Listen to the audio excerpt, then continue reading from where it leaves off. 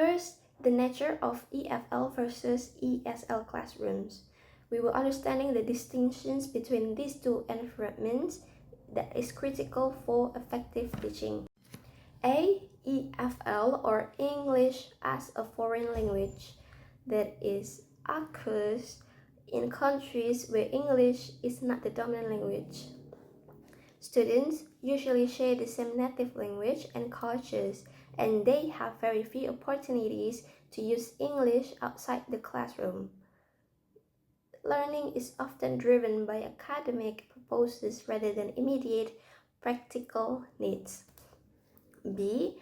ESL or English as a second language, that is occurs in English dominant countries. That classes are typically of mixed nationalities.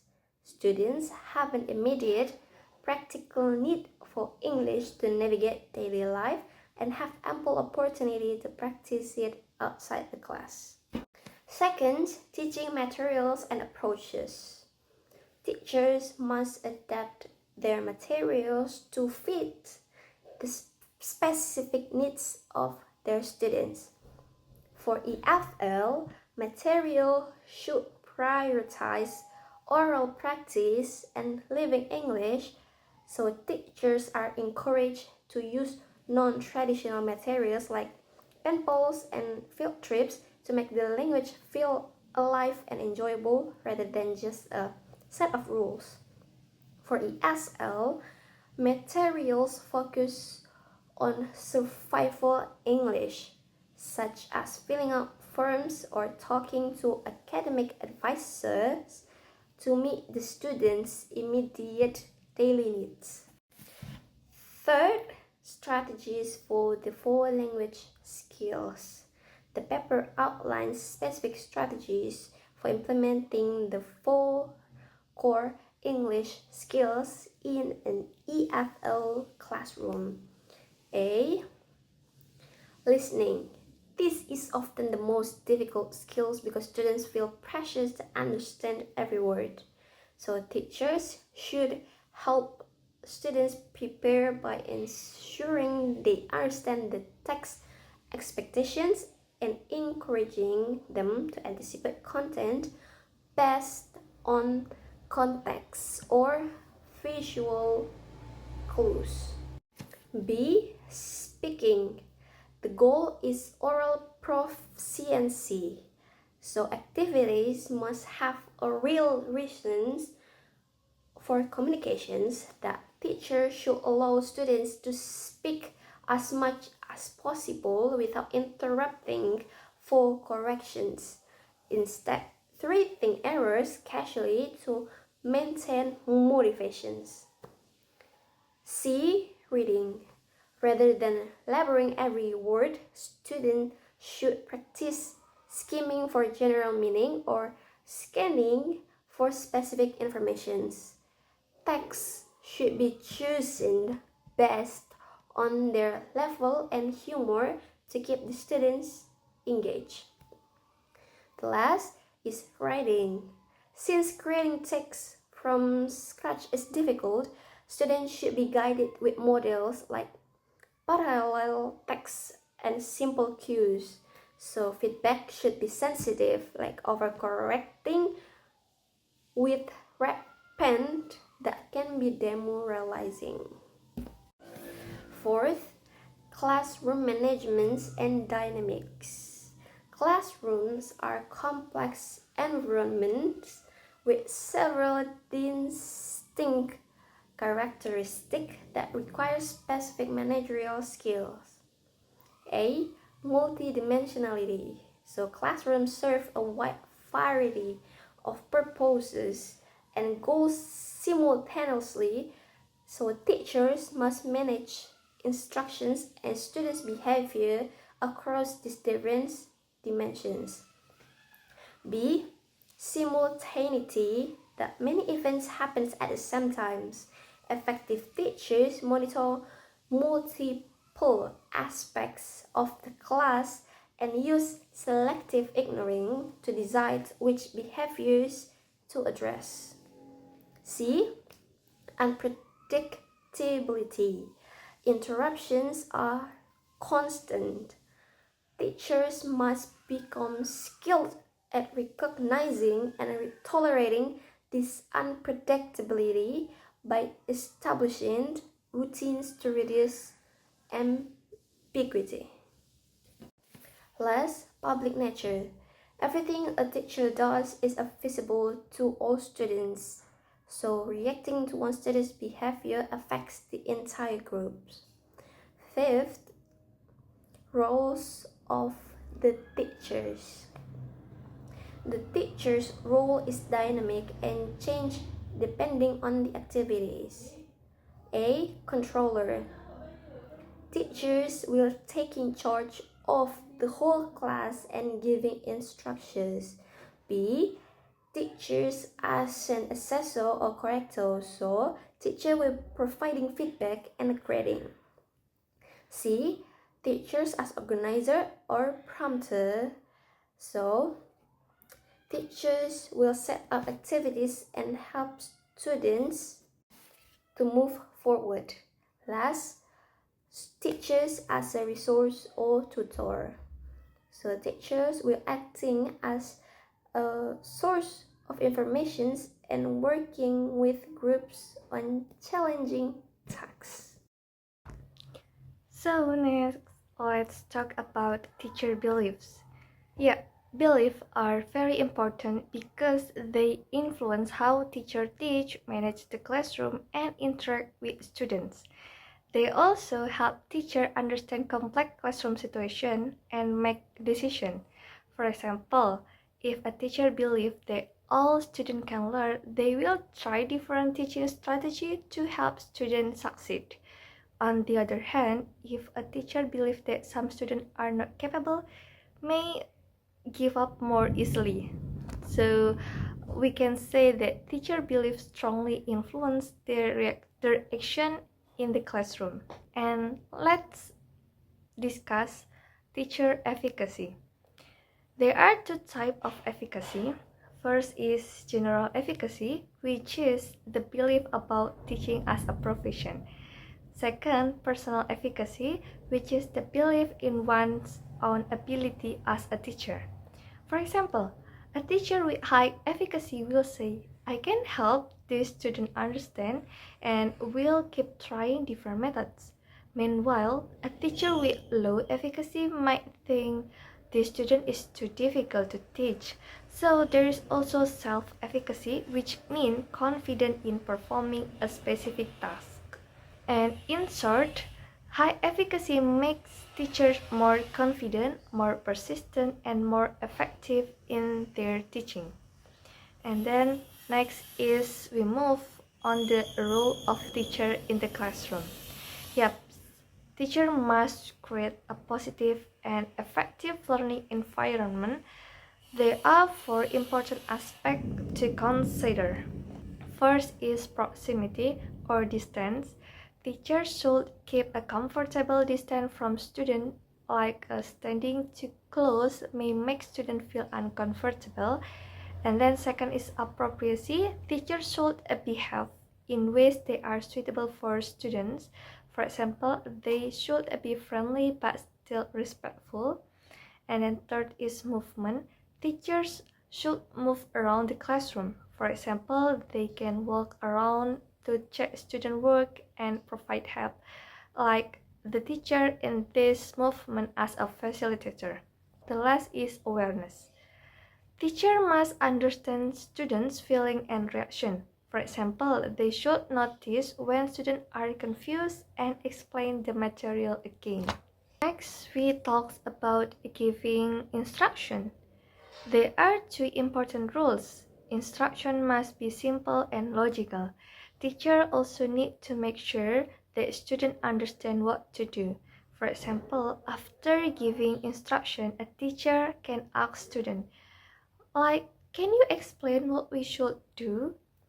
Or ask one student to demonstrate the task. This helps avoid confusion. Let's discuss effective classroom management. A classroom will be successful if the teacher can manage it well. A good classroom is organized, comfortable, and use different teaching methods. It also has positive relationship between teacher and students. For example, instead of only teaching, a teacher can combine discussion, games, and group work to make learning more interesting. And then interaction is also very important in teaching. Teachers should communicate actively with students. There are two types of questions. First, display question which have clear answer. For example, like what is the past tense of go? So maybe one of the answer. So the past tense of go is went, like that.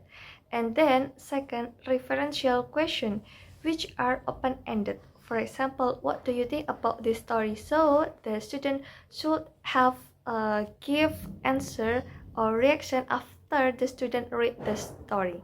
Teachers should use more referential questions to encourage students to think and speak more. And teachers also need to create a good learning environment by arranging the classroom well, using technology when possible, and creating friendly atmosphere. For instance, students can sit in groups to encourage discussion while the teacher acts as a facilitator. And then we talk about feedback in a classroom management. Feedback is very important because it helps students understand their strength and weakness. For example, instead of saying this is wrong, but teacher can give a feedback like saying good effort, but you can improve this part by blah blah blah. And then good feedback should be clear, constructive, and encouraging. It can increase student motivation and confidence. On the other hand, negative feedback can make students feel discouraged. Now, let's move to the nature of EFL classroom management. EFL classroom management is about how teachers manage teaching, student behavior, and interaction in a class where English is foreign language.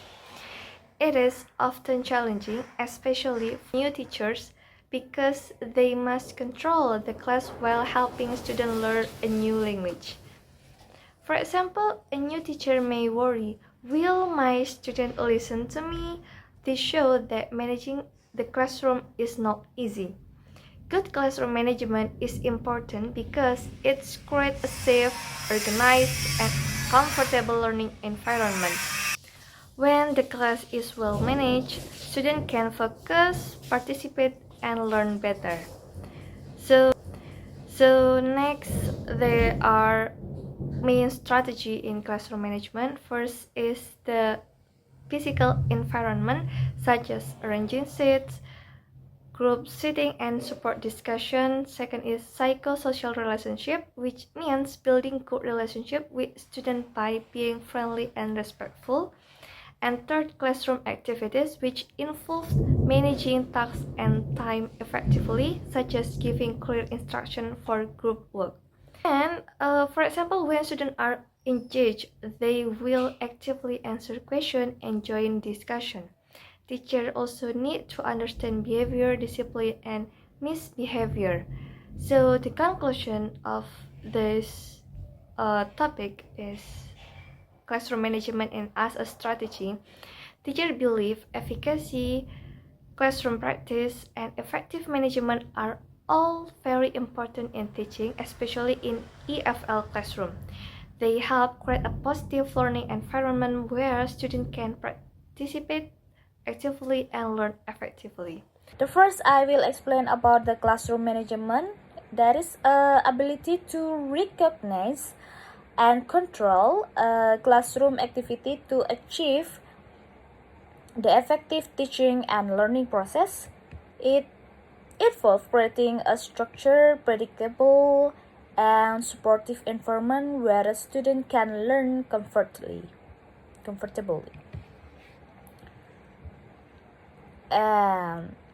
The first, there is several experts that explain in this thesis The classroom management is not only about controlling behavior, but also we need to explain about planning learning activities, organizing the classroom procedure, and then monitoring the student progress. And also the teacher must support both academic and social emotional of the student development itself. In short, the classroom management is a systematically a way to use by the teacher to ensure that the learning goals are achieved effectively. And according to the material, classroom management focus on four main elements. The first is space, the second is time, the third is participant, and the fourth is engagement. The elements are interconnected. The space itself refers to the physical classroom environment. The time involves how the lessons are scheduled and managed. The participant is about the student involvement. Engagement reflects how the effectively students are involved in learning process itself. And the diagram that in this thesis show that the teachers play a center role model in connecting all of elements to create meaningful learning opportunities. In the space, time, and time, it is a basic foundation of a classroom management because the teacher must arrange seating, classroom layout, and learning resources effectively. Time management is also crucial because the teacher needs to plan lesson carefully, allocate the time effectively, maintain that a good pace during the teaching process itself. And their factors are often influenced by school policy and educational system. There are several strategies in EFL that especially can help how managing classroom itself. The first is physical environment management, such as organizing seating arrange, creating a comfortable learning space. And the second is psychosocial management, such as building positive relationship with the student and then encourage respect and cooperation. And then the third is activity management, such as managing the group work or the team work, pair work, or individual, monitoring the student, and managing the time absolutely. And additionally, the other opportunities includes behavior control, for the example external and also internal, classroom communication, and curriculum management, and also interpersonal relationship. Teacher must choose the strategy which one is a best to make the classroom contents and student needs. So the conclusion in classroom management, key factor is by managing pace, time, participants, and engagement effectively. By the teacher can create a positive environment in learning process. I think that's all from our group review thesis about EFL in teaching learning in teaching English learning. And thank you. That's all. Wassalamualaikum warahmatullahi wabarakatuh.